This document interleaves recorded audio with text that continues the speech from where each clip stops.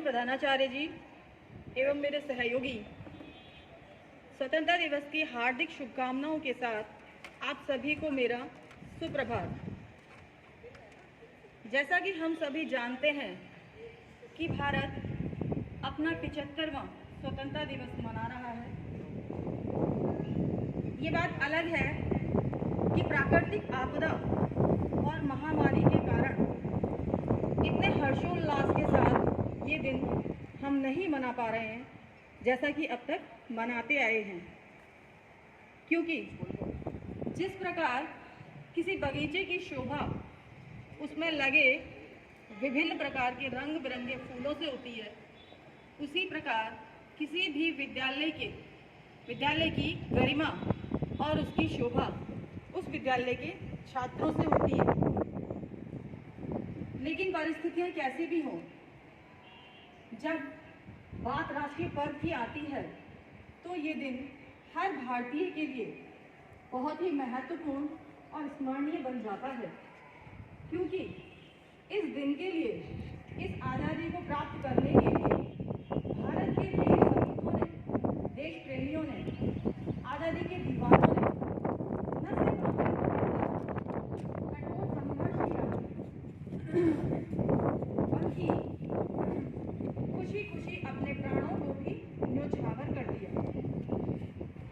उनका जीवन और उनका बलिदान हम सभी को ये प्रेरणा देता है कि अपने देश के प्रति कर्तव्य हम भी सच्ची श्रद्धा से निभाएं, क्योंकि हम भी इस भारत के ही नागरिक हैं। तो हम सबका भी ये कर्तव्य बनता है कि अपने कर्तव्य के प्रति, अपने देश के प्रति, अपने कर्तव्य के प्रति हम लोग सजग रहें। 15 अगस्त सन 1947 को भारत को स्वतंत्रता प्राप्त हुई, आज़ादी मिली और 26 जनवरी 1950 को डॉक्टर भीमराव अंबेडकर की अध्यक्षता में भारत का संविधान लिखा गया, जिसके तहत हम भारतीयों को अपने अधिकारों का भान हुआ। लेकिन हम भारतीय अपने अधिकारों के प्रति तो पूरे जागरूक रहते हैं कि कहाँ किस वक्त हमें कितना चाहिए। क्या हम अपने कर्तव्यों के प्रति भी इतने ही सजग रहते हैं? ये हर भारतीय अपने आप से पूछे। कितनी बार ना चाहते हुए भी हम अपने कर्तव्य से विमुख हो जाते हैं। तो थोड़ा थोड़ा सा भी अगर हम दूसरों के बारे में सोचें, थोड़ा थोड़ा सा भी त्याग हम दूसरों के बारे में करें, तो हम भी कहीं ना कहीं वो स्थान ले सकते हैं जो वीर सपूतों ने शहीद होने के बाद भी अमरता का प्राप्त कर रखा है।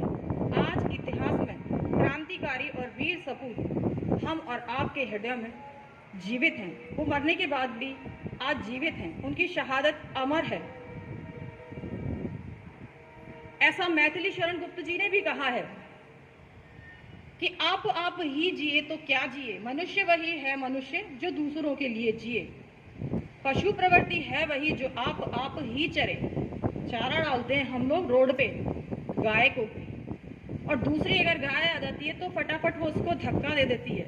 और यही चीज हम भी तो करते हैं, छीनने की कोशिश में रहते हैं। तो हम में और उनमें क्या फर्क है? शारीरिक रूप से हम और वो अलग है, लेकिन मस्तिष्क तो हमारा फिर वही काम कर रहा है। तो इंसान होने का फर्ज हम नहीं अदा कर रहे हैं। ठीक है, तो आज से अभी से ये प्रण लें कि जितना आपसे जैसा भी छोटा मोटा त्याग हो सकता है तो करें। वीर सपूतों की तरह हम स्थान तो नहीं ले सकते, लेकिन आपके अपने दिल को ये संतुष्टि मिलती है कि हाँ, आपने भी कहीं सैक्रिफाइस किया है। जब संविधान लागू हुआ और अधिकारों की जानकारी हम भारतीयों को मिल गई, तभी से यह पर्व राष्ट्रीय पर्व के रूप में भारत में मनाया जाता रहा है। आज परिस्थितियां अलग हैं, कितने हर्षोल्लास के साथ हम इसे नहीं मना पा रहे हैं। थोड़ा सा निस्वार्थ भाव से त्याग करना सीखें, ये मेरी आपसे प्रार्थना है। थोड़ा सा निस्वार्थ भाव से आप भी त्याग करना सीखें।